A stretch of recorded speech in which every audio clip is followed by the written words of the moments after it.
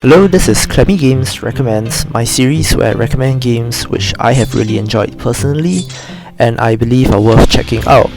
In this video, we will be looking at Fortix 1 and 2, games released in 2010 and 2011 respectively by the developer Nemesys Games. These games are in the style of classic arcade game Qix, spelled Qix, in which the objective is to capture territory in each level. In fact, I remember playing a similar style game on an arcade machine back in the day, but the exact name of the game escapes me at the moment. A key concept in these games is the baseline, where the player character is safe. Venturing beyond the baseline is necessary to capture additional territory, but in doing so will put the player in danger of the environmental hazards and enemies. If any part of the line that the player draws comes into contact with enemies or their projectiles, this will cost the player a life in the classic arcade meaning of the word. The Fortix games put a fantasy layer over this arcade classic, introducing dragons as the major enemy type in the game, while having castles and towers comprising the geographical makeup of the levels. In Fortix 1, the win condition for each level is to capture the territory on which a castle stands. Of course, this means dodging enemies and timing your moves carefully. This game also has power-ups, which introduces an additional layer of decision making for the player.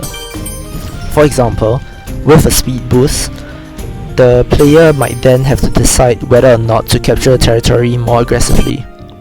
In the follow-up to Fortix, Fortix 2 at its core is the same game, but with a different art style, which personally I found to be more aesthetically pleasing. However, one key change here is that the victory condition on each map is no longer majority territory control, but rather the capturing of specific points or nodes on the level. This speeds up gameplay, which I feel improves the overall experience of the game. Overall, I highly recommend checking these games out for yourself, especially for younger gamers, as the Qix-style games are not in vogue at the moment, but are a part of the history of the medium of games. The prices of these games are reasonable, providing good value for money. Also of interest are the achievements in the game, which encourage varying up your playstyle. As a throwback to games of the past, Fortix 1 and 2 do a very good job. On their own, they stand as games which require patience, skill, and thought, providing an overall engaging experience while not being too frustrating at the same time. That's it for this video. If you enjoyed it, please hit the like button down below.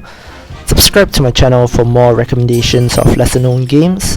Thank you, and I'll see you in the next video.